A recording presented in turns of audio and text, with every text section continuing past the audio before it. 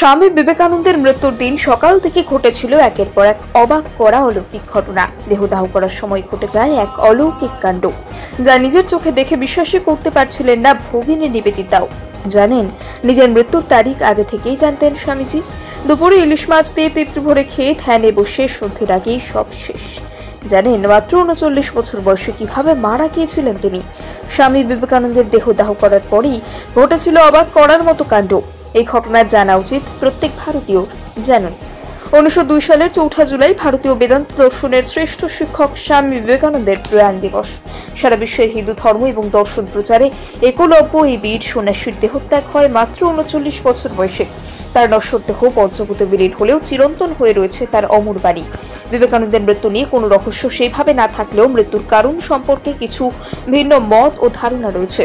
শোনা যায়, স্বামী বিবেকানন্দের মৃত্যুর পরে দাহকার্য পর্যন্ত সময় অবধি একাধিক অলৌকিক ঘটনার সাক্ষী থেকেছিলেন ভক্তরা। কি সেই অলৌকিক ঘটনা? কিভাবে হয়েছিল স্বামীজির মৃত্যু? বিস্তারিত বলবো আজকের প্রতিবেদনে। মাত্র 39 বছর বয়সে পৃথিবীর মায়া ত্যাগ করে চলে গিয়েছিলেন স্বামী বিবেকানন্দ। যদিও ভক্তদের দাবি এই দেহত্যাগের প্রসঙ্গে অনেক আগে থেকেই জানতেন বিবেকানন্দ।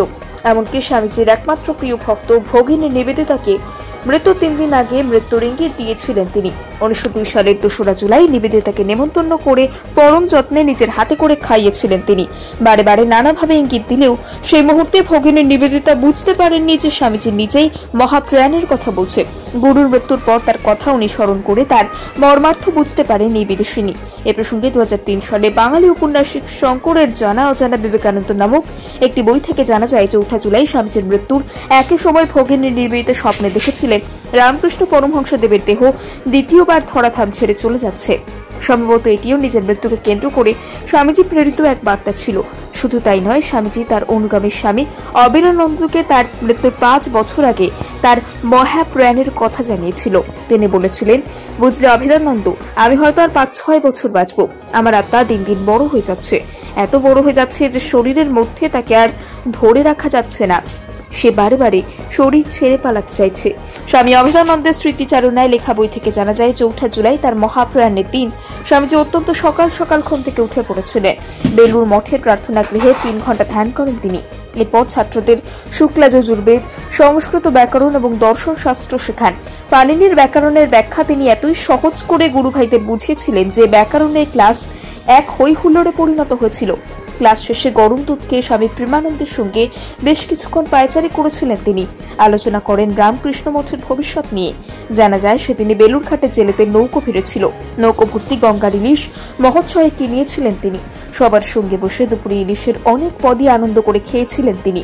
অনেকেই মনে করেন স্বামীজি নিরামিষাশী ছিলেন, যদিও এই কথা সত্য নয়। তিনি মাছ মাংস খেতে যথেষ্ট পছন্দ করতেন বলে জানা যায়।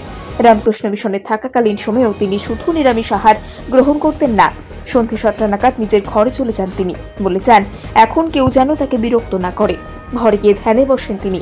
ধ্যান করতে করতেই রাত 9:10 আন্দোলকের যাত্রা করেন বীর সন্ন্যাসী।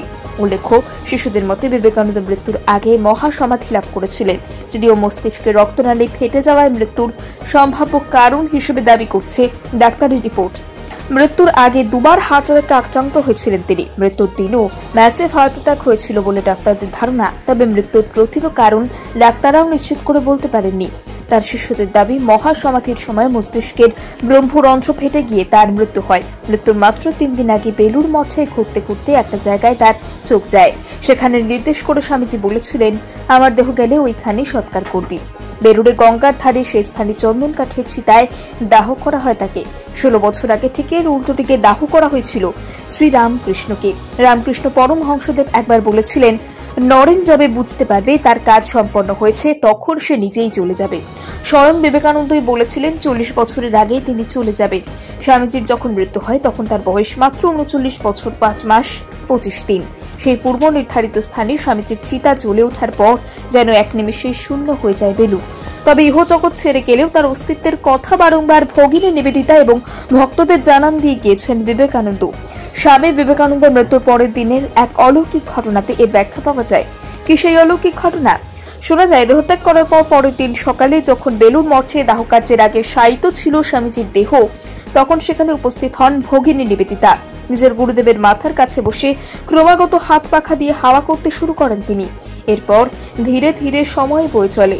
দিনের একটা নির্দিষ্ট সময়ে স্বামীজির দাহ কার্য সম্পন্ন হয়।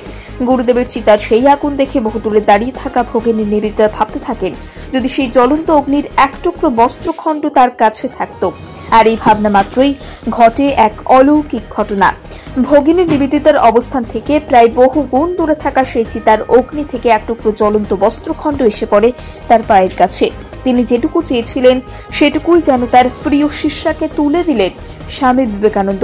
মৃত্যুর পরেও মানুষের কাছে নিজেকে উজাড় করে দিতে এতটুকুও কার্পণ্য করেননি ঠাকুর শ্রী শ্রী রামকৃষ্ণ পরমহংসদেবের এই অন্যতম প্রিয় শিষ্য এবং যুব সমাজের কাণ্ডারি তথা পরাধীন ভারতের হিন্দু নবজাগরণের স্রষ্টা যুগাচার্য স্বামী বিবেকানন্দ।